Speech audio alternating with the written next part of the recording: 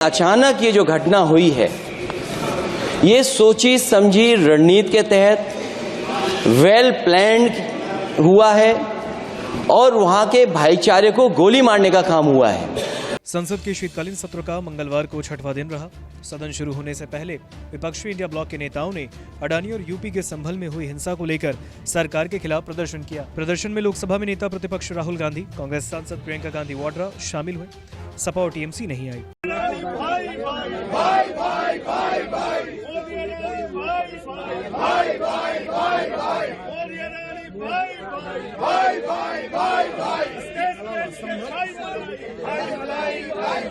भ्रष्टाचार की जांच करो, जेपीसी से जांच कराओ, अडानी के भ्रष्टाचार की जांच करो, जेपीसी से जांच करो, प्रधानमंत्री सदन में आओ। लोकसभा में उत्तर प्रदेश में संभल हिंसा पर अखिलेश यादव ने सरकार पर जमकर हमला बोला। अखिलेश ने कहा, संभल में जो घटना हुई वो एक सोची समझी साजिश है। ऐसा इसलिए किया गया क्योंकि उत्तर प्रदेश में चुनाव था। और उन्होंने क्या कुछ कहा वो सुनिए। संभल के शाही जामा मस्जिद के खिलाफ 19/11/2024 को सिविल जज सीनियर डिवीजन चंदौसी संभल में एक याचिका डाली गई। कोर्ट ने दूसरे पक्ष को सुने बगैर उसी दिन 19/11/2024 को सर्वे के आदेश दे दिए। ताज्जुब की बात है संभल के जिलाधिकारी संभल और पुलिस अधीक्षक संभल आदेश को पढ़े बगैर 2 घंटे के बाद सर्वे के लिए पुलिस बल के साथ शाही जामा मस्जिद पहुंच गए। जामा मस्जिद की कमेटी, जनप्रतिनिधि, उलेमा इकराम, सभी अधिवक्ताओं ने सहयोग दिया। जिलाधिकारी संभल और पुलिस अधीक्षक संभल ने 2.5 घंटे सर्वे के बाद कहा, सब सर्वे पूरा हो चुका है और अब रिपोर्ट कोर्ट को भेज दी जाएगी। लेकिन दिनांक 22/11/2024 फ्राइडे को जुमे की नमाज के लिए लोग नमाज अदा करने के लिए जामा मस्जिद पहुंचे, लेकिन पुलिस प्रशासन ने बैरिकेड लगा दिया ताकि लोग नमाज न पढ़ सकें। उसके बाद भी लोगों ने संयम बरतते हुए नमाज अदा की और किसी प्रकार का विरोध प्रदर्शन नहीं किया। 29/11/2024 को कोर्ट की अगली तारीख तय थी। शाही जामा मस्जिद की कमेटी और मुस्लिम समाज के सभी लोग कोर्ट में केस की पैरवी के लिए तैयारी कर रहे थे, परंतु दिनांक 23/11/2024 की रात पुलिस प्रशासन द्वारा कहा गया 24/11/2024 यानी अगले दिन सुबह को दोबारा सर्वे किया जाएगा। शाही जामा मस्जिद कमेटी और अधिवक्ता ने कहा कि इस सर्वे तो मुकम्मल हो चुका है, अब दूसरे सर्वे की क्या आवश्यकता है। कोर्ट के आदेश का हमने पालन कर दिया। अगर दूसरे सर्वे कराना है तो दोबारा आदेश करवाएं। कोर्ट के आदेश के बाद हम दोबारा सर्वे करा देंगे। लेकिन जिलाधिकारी संभल और पुलिस अधीक्षक संभल ने कोई सुनवाई नहीं की और तानाशाही दिखाते हुए सुबह के वक्त से पहले शाही जामा मस्जिद आ गए। शाही जामा मस्जिद कमेटी और मुस्लिम समाज के लोगों ने फिर भी धैर्य रखा और दोबारा सर्वे के लिए अंदर ले गए।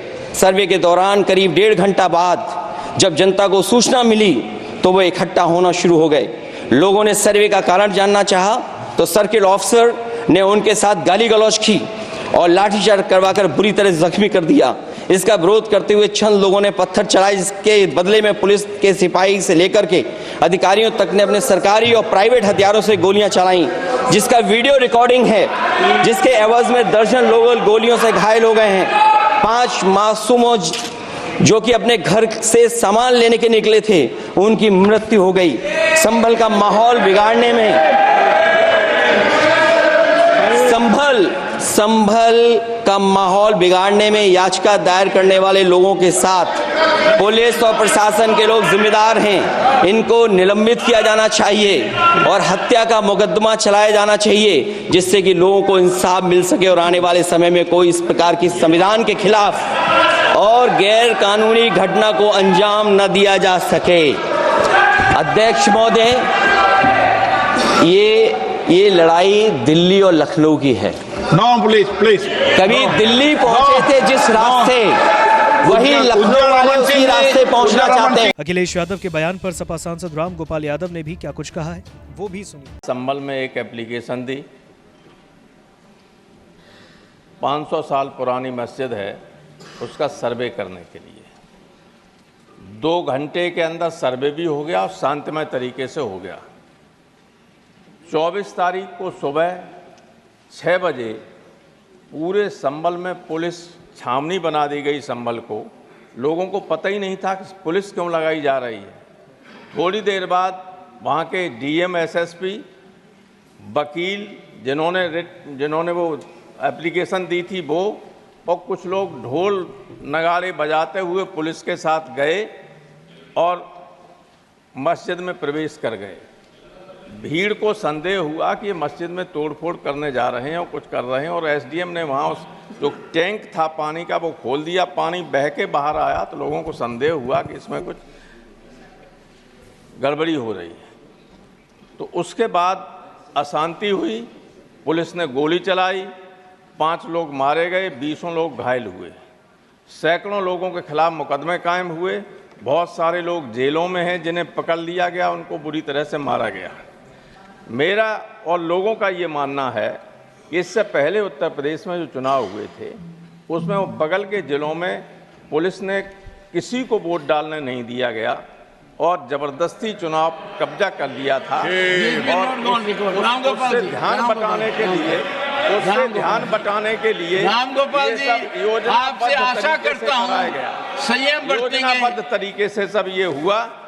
और उसका सबूत सुनिए, उसका प्रमाण ये है कि जो कमेटी गवर्नमेंट ने बनाई, 3 मिनट सर, अभी 3 मिनट तो हुए नहीं। यूपी के संभल में हाल ही में हुई हिंसा को लेकर विपक्षों के नेता राहुल गांधी समेत लोकसभा में लगभग पूरा विपक्ष मंगलवार को कुछ देर के लिए वॉकआउट कर गया। सदन जैसे ही प्रश्नकाल के लिए बैठा, समाजवादी पार्टी के अध्यक्ष अखिलेश यादव खड़े हुए और उन्होंने इस मुद्दे पर स्पीकर ओम बिरला से बोलने की अनुमति मांगी। अखिलेश ने कहा, यह बहुत गंभीर मामला है, 5 लोगों की जान चली गई है। स्पीकर ने कहा कि सदस्य इस मुद्दे को शून्यकाल में उठा सकते हैं, जिसके बाद यादव और उनके सहयोगियों ने वॉकआउट करना शुरू कर दिया। कुछ सपा सदस्य नारेबाजी करते हुए वेल में चले गए। सपा सदस्य जब वेल में विरोध प्रदर्शन कर रहे थे तब डीएमके सदस्य ए राजा कांग्रेस समेत अन्य विपक्षी सदस्यों से अपनी सीटों से उठकर विरोध प्रदर्शन में शामिल होने का आग्रह करते देखे गए। सपा सांसदों के समर्थन में एनसीपी और शिवसेना यूबीटी के सदस्य खड़े हो गए। कांग्रेस के कुछ सदस्य भी खड़े हुए और विरोध प्रदर्शन के समर्थन में गलियारे में आ गए। संसदीय कार्य मंत्री किरेन रिजिजू अखिलेश यादव के पास पहुंचे। कुछ देर बाद अखिलेश यादव अपनी पार्टी के सांसदों को जाने का इशारा करते देखे गए। वहीं गांधी समेत विपक्षी सदस्य वॉकआउट करने वालों में शामिल थे। इसके बाद सांसद चल रहे प्रश्नकाल में भाग लेने के लिए वापस लौट आए। लोकसभा स्पीकर ओम बिरला के साथ पक्ष और विपक्ष के फ्लोर लीडर्स की सोमवार को मीटिंग हुई। इसमें तय हुआ कि लोकसभा और राज्यसभा दोनों सदनों को ठीक से चलाया जाएगा। विपक्ष के नेताओं ने कुछ मांगे रखी, जिसे मान लिया गया है।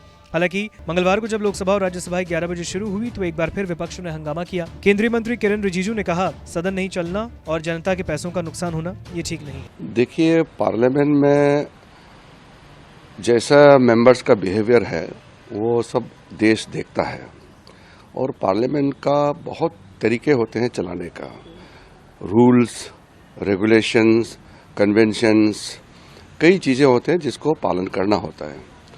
अगर पार्लियामेंट नहीं चलेगा तो देश कैसे चलेगा? देश को चलाने के लिए भारत का संसद चलना बहुत ज़रूरी है। एक चीज़ है जो बहुत सा लोगों को पता नहीं है, पार्लियामेंट ठीक से अगर नहीं चलेगा तो उसमें सबसे ज़्यादा नुकसान देश को होता है और अपोजिशन एमपीज को होता है। सरकार का काम तो करते रहेंगे, सरकार का पास में मेजॉरिटी है और हमारा बहुमत के कारण अगर कोई बिल पारित करना है तो हम तो वैसे ही पारित कर देंगे। अगर अपोजिशन चर्चा नहीं करना चाहते हैं तो भी हम बिना चर्चा का भी हम पारित कर सकते हैं क्योंकि मेजॉरिटी है। लेकिन ऐसा करना ठीक नहीं लगता है, इसलिए हम चर्चा चाहते हैं। तो जो मुद्दा उठाते हैं, जैसे कांग्रेस पार्टी ने कोई विषय उठाया तो विषय उठाएगा तो स्पीकर या चेयरमैन उसको देखेंगे कि परमिशन देना है कि नहीं देना है। अगर कोई यूएस कोर्ट में, अमेरिका या ब्रिटेन, ऑस्ट्रेलिया, किसी कोर्ट में किसी भारतीय के खिलाफ कुछ भी जजमेंट देते हैं तो क्या संसद चर्चा करते रहेंगे क्या? दुनिया में लगभग 5 करोड़ भारतीय हैं, भारत के बाहर भी, तो हर एक भारतीय का कोई भी लीगल केस हमारे पार्लियामेंट में चर्चा करते रहेगा क्या? हमारा पार्लियामेंट का एक स्टैंडर्ड होता है, एक सिस्टम होता है। साथ साथ में ये भी मैं कहना चाहता हूँ, कांग्रेस पार्टी और अपोजिशन पार्टी के कई एमपी अब ये महसूस करने लगा कि संसद को इस तरीके से बाधित करना और डिस्ट्रप्शन करना ये देश हित में भी नहीं है और एमपीज का हित में भी नहीं है। हल्ला गुल्ला करने से तो वोट मिलेगा नहीं। एक नेता किसी बिजनेसमैन को पसंद नहीं करते हैं, उसका पर्सनल झगड़ा है, उसके वजह से बाकी मुद्दे जितने भी उसका चर्चा नहीं हो करके पार्लियामेंट को डिस्टर्ब करना, ये तो ठीक नहीं है। क्वेश्चन आवर जैसे होते हैं, अब किसी एक आदमी का बारे में चर्चा करना चाहते हैं और क्वेश्चन आवर बंद कर सकते हैं, कैसे होगा ये तो नहीं होना चाहिए। तो क्वेश्चन आवर क्या होता है, वो एमपीस लोग पूछते हैं मंत्री से और मंत्री जवाब देना पड़ता है। हम लोग लोकतंत्र में विश्वास करते हैं, हर एक मंत्री सरकार जवाब देना चाहिए। और जवाब देने का तरीका क्या है, पार्लियामेंट के माध्यम से ही जवाब देते हैं। हम लोग बाहर में तो बोलते ही हैं, मगर पार्लियामेंट में जवाब देना एक सिस्टम है, एक अनिवार्य है। अब पार्लियामेंट नहीं चलने से नुकसान किसका हुआ? जो जवाब मांग रहे हैं, जिसने सवाल पूछा है, एमपी का नुकसान हुआ ना। मंत्री का तो ठीक है, जवाब देने का मौका नहीं मिला, लेकिन उसका क्या नुकसान हुआ? नुकसान देश का हुआ और एमपी का हुआ। मुझे कई एमपीस ने बात किया है और बताया है कि पार्लियामेंट को डिस्टर्ब करना ये ओपोजिशन एमपीस का बड़ा नुकसान हो रहा है और देश का तो नुकसान है ही। तो ये प्रेशर मेरा ख्याल से कांग्रेस लीडरशिप के ऊपर में ये प्रेशर गया है कि पार्लियामेंट को इस तरीके से हंगामा करके रोकना ये देश भी नहीं चाहता है और लोग कांग्रेस के प्रति आक्रोश पैदा हो रहा है, कांग्रेस के प्रति लोगों का विश्वास उठते जा रहा है। तो ये बात जो है कांग्रेस के नेतृत्व को शायद समझ में आ रहे हैं। मुझे अच्छा लगा कि बाकी नेताओं के साथ कल बात किया तो आज से हाउस चलाने का निर्णय किया। हम संविधान पे चर्चा करेंगे 13-14 को लोकसभा में और 16-17 को राज्यसभा में। विदेश मंत्री एस जयशंकर ने लोकसभा में बताया कि 2020 के बाद से भारत और चीन के रिश्ते सामान्य नहीं हैं। उन्होंने भी क्या कुछ कहा, वो सुनिए। The situation arising after our counter deployment in 2020 called for multiple sets of responses. The immediate priority was to ensure disengagement from friction points so that there would be no further untoward incidents or clashes. This, sir, has been fully achieved, as I will explain. The next priority will be to consider de-escalation that would address the massing of troops along the LAC with associated accompaniments. It is also evident that the management of border areas will require further attention in the light of our recent experiences. In all of this, we were and we remain very clear that the three key principles must be observed in all circumstances. One, both sides should strictly respect and observe the LAC. Two, neither side should attempt to unilaterally alter the status quo.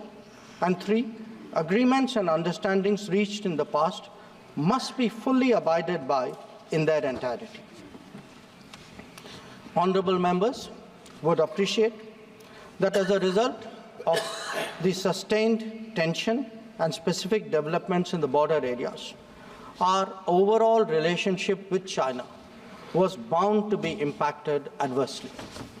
In the new circumstances, it was obviously not possible to continue the normal exchanges, interactions, and activities as in the past.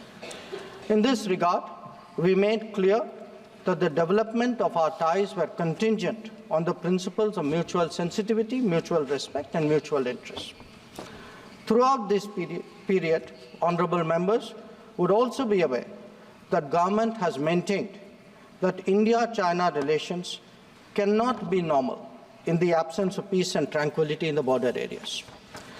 The combination of a firm and principled stance on the situation in the border areas, as well as a clearly articulated approach to the totality of our ties, have been the foundation of our engagement with China for the last 4 years. We have been very clear that the restoration of peace and tranquility would be the basis for the rest of the relationship to move forward.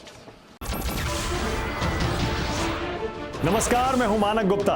अगर आपको हमारा ये video पसंद आया हो तो इसे like और शेयर जरूर करें और हाँ, हमें सब्सक्राइब और फॉलो करना ना भूलें ताकि आप देश और दुनिया की कोई खबर मिस ना करें। तो जुड़े रहिए हमारे साथ और देखते रहिए News 24।